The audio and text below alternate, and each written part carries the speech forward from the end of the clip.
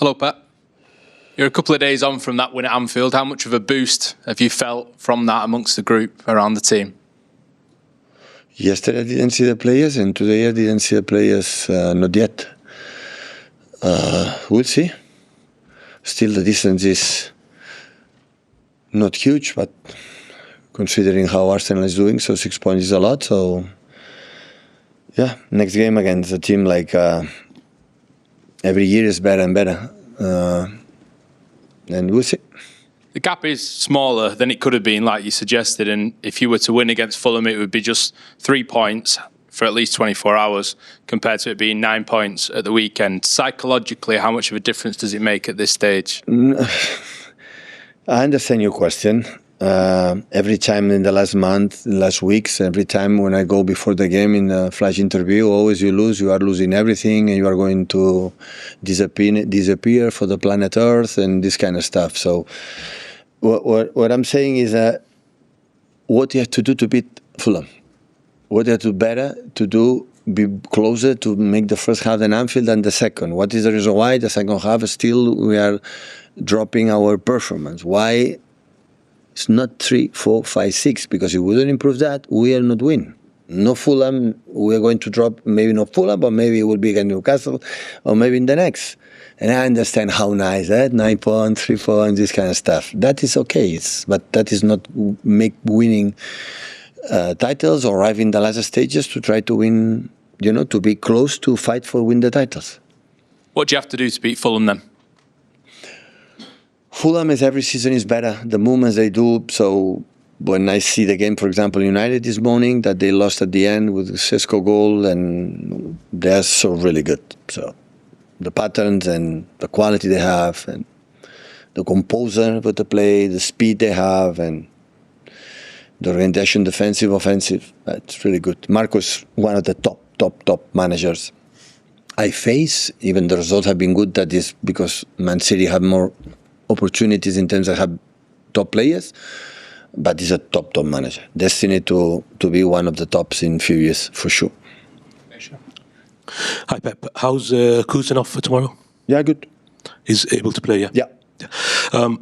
Maybe he had a difficult start here, but he's still only 21, and there was a language barrier as well. Has it taken you by surprise? Kusa. Yeah. Well, has it taken you by surprise how well he has coped with the Premier League? And well, I admit he doesn't speak like William Shakespeare, but but he's getting better and getting better. So he understands. He understands what we want, what he says, and every time it's better and better. He's so intelligent. Normally, you have the opinion that like he's so physical, so strong, and he's so fast. He's not able to think. And it's completely the opposite in Kusa. He always takes good decisions. How are you getting on with your Uzbek? My Uzbek? Not even one word. But... And you spoke about his speed and his ability to recover in challenges. Are there any players that you've watched or worked with that he reminds you of? Well, his speed is difficult. So fast. To recover that position is one of the attributes. But not just that. Don't confuse about Kusa. He's so intelligent. Normally, when the player had this physicality, always had this physicality because he has not to use what is going on and solve it with his physical condition. And have both. That's why, and the ball is getting better, so that's why always encourage me to improve. And I think he can improve at that age and always is open-minded. I said, yeah, recently. Man City have a player, a central defender for many years. Yeah, hi, Pep. So Oscar Bobb could be in the Fulham side tomorrow. How good a player have Fulham signed there, and why do you think it didn't work out for him here? Oscar will have any doubts about his potential. Depends on him, what he want to become. And when he became a top-class player, he will be a top-class player. Have all the attributes, all. Okay, and can I just check on the injured players? Are any likely to? I didn't train with them. Stones, Doku. I trained this afternoon, Sabino. but John is back. He's fit, I would say, and yeah, everybody's okay. Ben. Hi, Pep. I know obviously for you it's about the next game, but I just wondered, when you think back to previous title races. How much were you affected by the pressure that a team was putting on you? Because I think to those particularly close ones with Liverpool, where it was neck and neck for so many weeks and weeks, and we asked you endlessly about the gap being 3-6, 3-6. How much did it make a difference to you? When 65 or 70% is new players, we don't have that we had in the past right now. Before, after second season or third season, we have done it. Okay, we are able to do okay. We prove it that, but now we have to prove it. Now I don't know. I don't know. We are able to win 3, 4, 5, 6 games in a row. I don't know.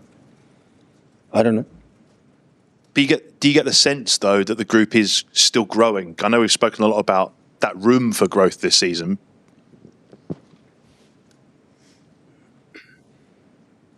Considering because we won in Anfield? Not just that, the fact that over the last few weeks you have actually closed the gap to Arsenal in terms of the best teams in the league. We drawn the Spurs, and I know the comments after that second half in the Spurs. It's not 2 months ago, it was days ago.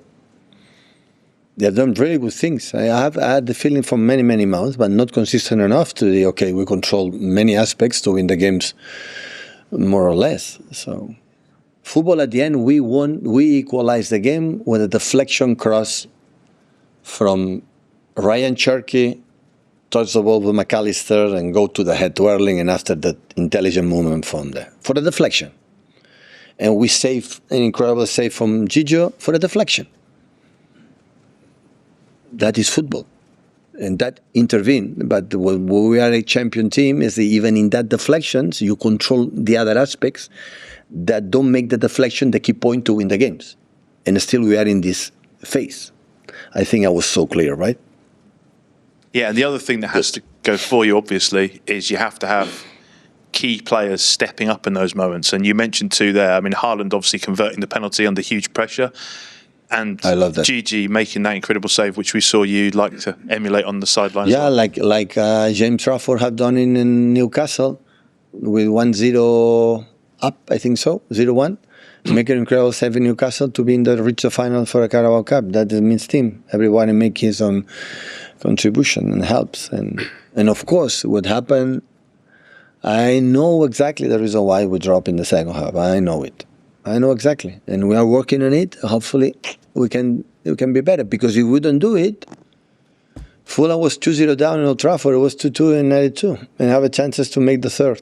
So it happened in Fulham, right? So when 5-1, 5-4, because never stop playing, never stop doing, never stop.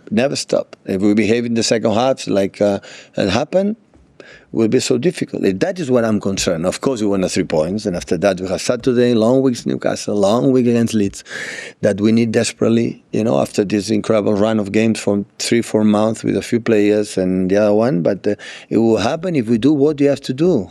So I want to deserve, I want to deserve the 3 points. I want to deserve play the way we had to play to stay there, and that is my feeling. Hi Pep, you've watched a lot of football. Where does that save rank from Gigi on Sunday? We saw your reaction on the touchline. Just how special a moment was that? Because it kind of got overshadowed by what happened after that with the disallowed goal. Well, in live, I saw there was a deflection. I said, goal. My first speech, goal. And after, sometimes when you are lucky, the mom and dad make you so big and so huge, you can make that save. I think you can make that save because it's so big. And otherwise, or you have an incredible pace, in the energy in your jumping. Yeah, really good. It was obviously a crazy ending on Sunday, but it was a mad game at Craven Cottage when you played Fulham earlier this season. What lessons can you learn from that game going into tomorrow night? The same happened on Wolves in the first Premier League game in the season. Like we were 0-3, I think so, 0-2, 0-3, and the second half was not good. So the same. We stopped to do what you have to do, and that's why it was a little bit of reflection. That was a little bit of 5-1. I said, come on, 5-1. It's 5-4, and I think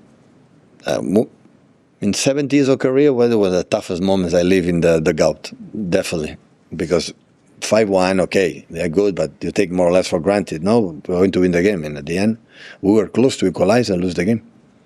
Set the embargo there for 10.